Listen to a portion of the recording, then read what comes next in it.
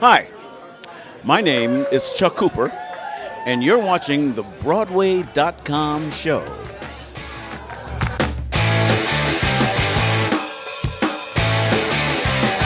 Welcome to the Broadway.com show, your 7 or so minutes in heaven with the greatest stage stars around. Or as we like to think of it, the only news team that delivers the buzz both on the ground and way up in the air in the friendly skies with JetBlue. Let's get started with the news. What's the buzz, Imogen?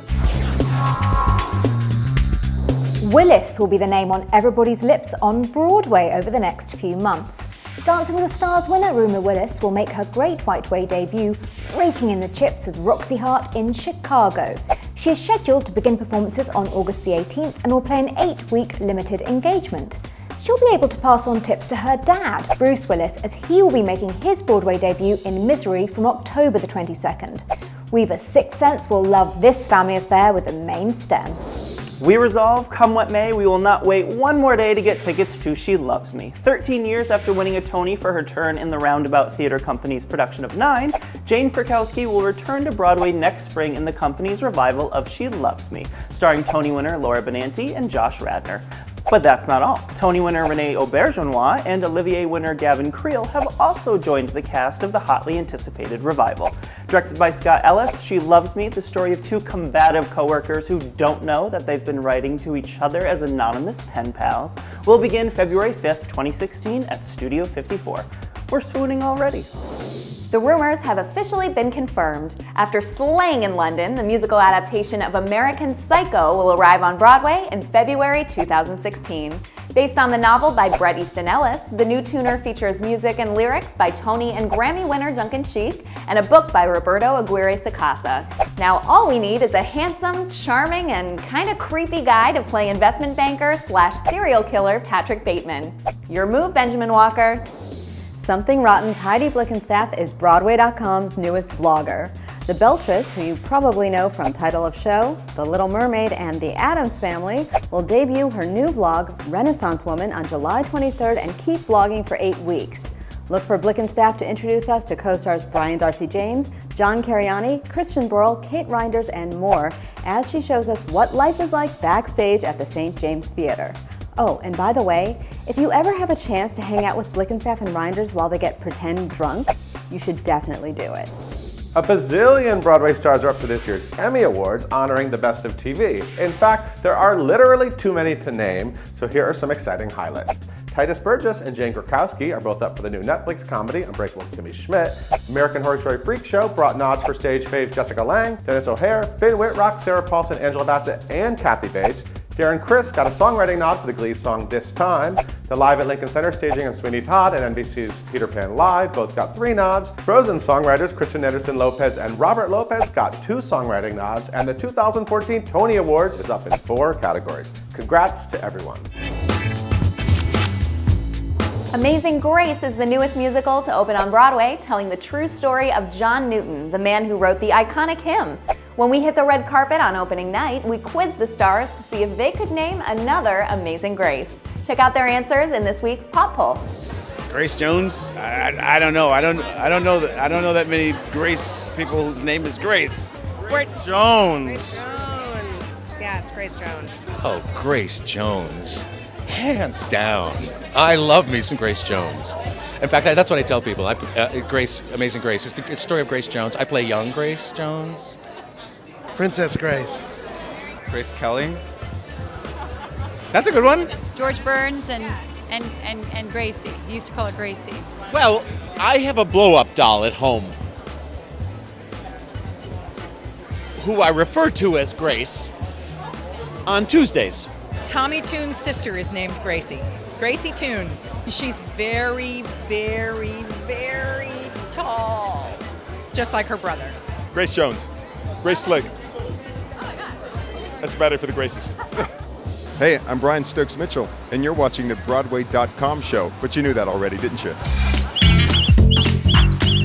Our tweet of the week comes from Pitch Perfect star and Book of Mormon alum Ben Platt, who is not only fantastic at entertaining movie and theater audiences, but also the everyday working folk.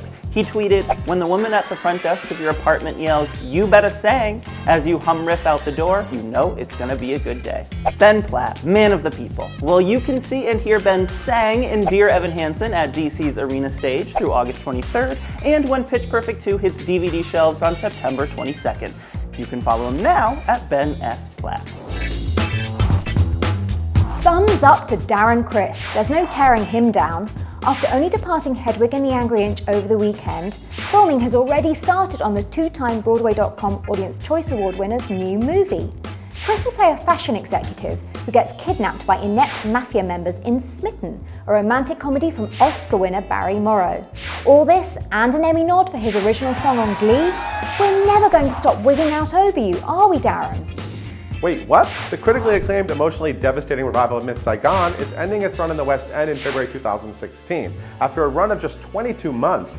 That's certainly surprising news for any fans of the show like myself, who hopped the pond for a little trip to Saigon and found the late 80s musical fresher than ever, thanks to an electric cast and some smart producing. Here's hoping the planned Broadway transfer really does happen, so New Yorkers can make this new staging the hit it deserves to be. Our star of the week has not been on Broadway for over a decade, but now we're more than happy to welcome Taye Diggs back home where he belongs. Rent's original Benny, who is currently a primetime star with TNT's Murder in the First, is stepping into the iconic high-heeled boots this week as Hedwig and the Angry Inch's first chocolate, that's his word, title star. Taye, we want to let you know that glitter becomes you, and we're thrilled you've got your groove back to Broadway. You're the star of the week. It's time to reveal your latest top 10 list from Culturalist.com. This week, in honor of the 40th anniversary of A Chorus Line, we asked you to rank your favorite songs from the beloved musical. Broadway.com site producer Joanne Villani kicked off this week's challenge with What I Did for Love as her top pick, and here's how you guys voted. Montage Part 1, Hello 12, Hello 13, Hello Love. I Can Do That. The Music and the Mirror. 1, Reprise, Finale. 1.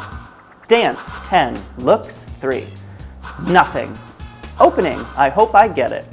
At the Ballet. And your number one pick, What I Did for Love. Thanks for voting, and check back on Broadway.com later this week for a brand new Culturalist Challenge.